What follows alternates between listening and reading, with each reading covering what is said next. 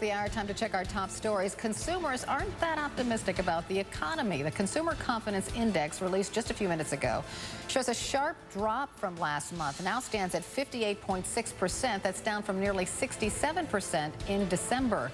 The steep drop erases all the gains made through 2012. An increase in the payroll tax seems to be one of the things that has dampened consumers' enthusiasm.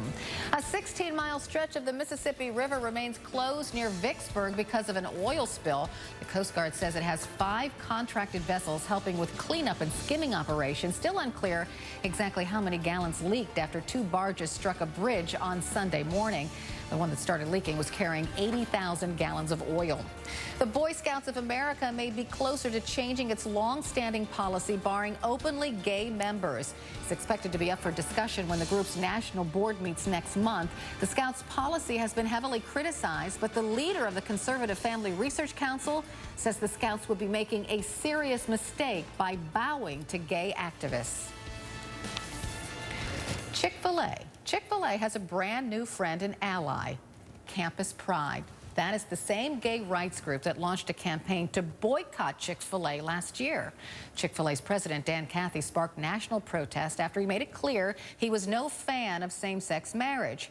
Since then, Cathy has been developing a friendship with Campus Pride director Shane Windmeyer, who says Chick-fil-A is no longer making donations to some anti-gay rights groups. The director of Campus Pride, Shane Windmeyer, has now suspended his campaign against Chick-fil-A. He joins us now to talk about that. Welcome, Shane. Thank you, Carol. It's good to be here. Thank you so much for being here. So, all is forgiven with Chick-fil-A? Actually, no, Carol. Nothing's forgiven with Chick-fil-A. What we're trying to do is really better understand each other. And luckily, through our campaign, we were able to sit down and have civil dialogue, which sadly is sometimes missing in this country right now. And so this relationship, this friendship with Dan has allowed us to kind of hear each other. And you know, I've learned that they've actually stopped giving to the most divisive groups like the Family Research Council. I mean, Tony Perkins and his rhetoric around how gay people are the pawns of the enemy. I mean, there's many Chick-fil-A customers and most of America who wouldn't agree with that. But Chick-fil-A still donates monies to anti-gay marriage groups, correct?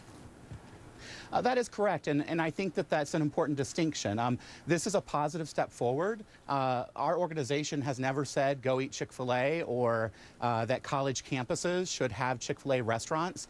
You know, that's a personal decision, and I've received a lot of flack, as you can imagine, from people because I'm coming out as a friend of Dan Cathy, that suddenly that's a blessing, and it's no such thing. Well, they say that he's playing you.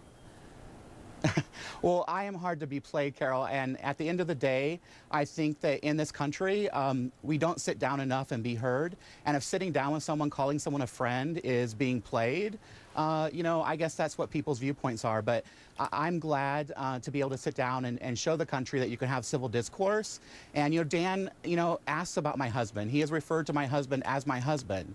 There's been some movement there, and relationships matter in this country, and we need to realize that rhetoric doesn't matter, but this relationship with Dan, I think, is a perfect example of what's happening in our American families today. So he refers to your husband as your husband, yet he doesn't really believe that legally you should have any such thing. So is it your goal to convince Dan Cathy eventually that that's the way he should think? You know, my goal in this has been to create an authentic relationship that's really turned into a friendship with the company as well as with Dan Cathy. And I've been lucky that Dan also wants to have an authentic relationship with me as an individual, but also with our organization. So this has never been about the views of Dan Cathy. This has always been about the anti-gay marriage funding, which, as you mentioned, they haven't stopped funding all the groups.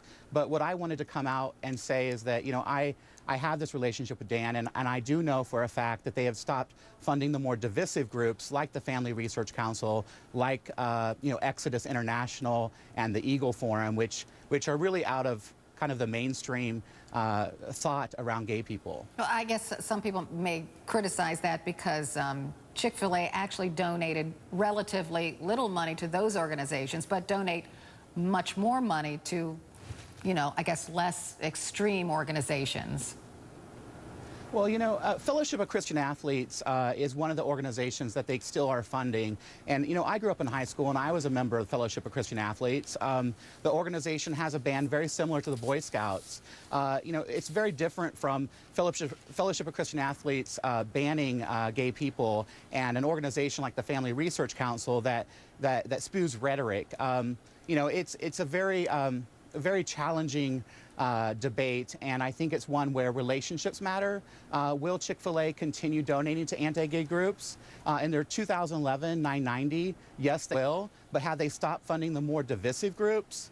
Yes. And I think that's a positive step forward, and it's significant. And I'm not saying it's over. Just because you're someone's friend doesn't mean you can't disagree with them and you can't challenge them on who you are. And Dan, invited me as a guest to his home. He's invited me, as to the Chick-fil-A Bowl. This man, as he would call it in his faith, there's a blessing of growth. And as a country, we need to acknowledge and respect people of faith. I'm a person of faith. There are gay people of faith. And I think that's been missing from this discourse, frankly. Shane Windmeyer, Executive Director of Campus Pride, thanks so much for sharing your thoughts with us. Thank you, Carol. Talkback question for you today. It seems to pale in light of that conversation, doesn't it? It does. Obama's skeet shooting, on target or telling? We'll be back.